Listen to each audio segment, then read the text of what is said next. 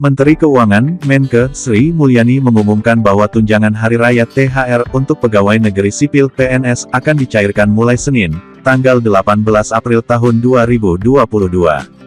Dia menyatakan bahwa proses pencairan THR bagi ASN, TNI, dan Polri direncanakan mulai periode H-10 Lebaran 2022, untuk menjadi stimulus terhadap perekonomian. Seperti tahun sebelumnya, pencairan THR direncanakan mulai periode H-10 Hari Idul Fitri, kata Sri Mulyani dalam konferensi pers di Jakarta, Sabtu, tanggal 16 April tahun 2022.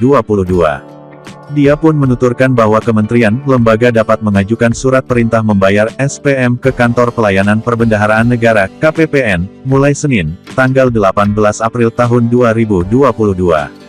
Kemudian, THR bagi PNS di masing-masing kementerian, lembaga dapat dicairkan sesuai mekanisme yang berlaku.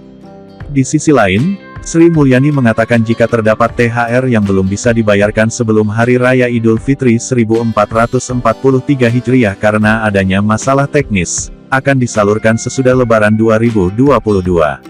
Kami berharap tetap bisa dibayarkan sebelum Idul Fitri.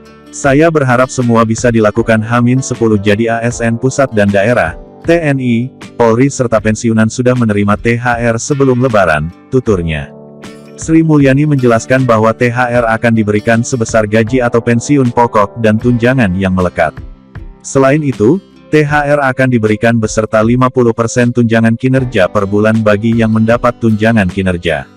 Sementara tunjangan melekat meliputi tunjangan keluarga, pangan, dan jabatan struktural atau fungsional atau umum.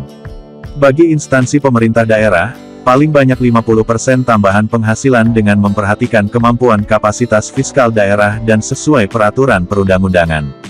THR tahun ini diberikan kepada 1,8 juta pegawai aparatur negara pusat, 3,7 juta pegawai aparatur negara daerah, dan 3,3 juta orang pensiunan.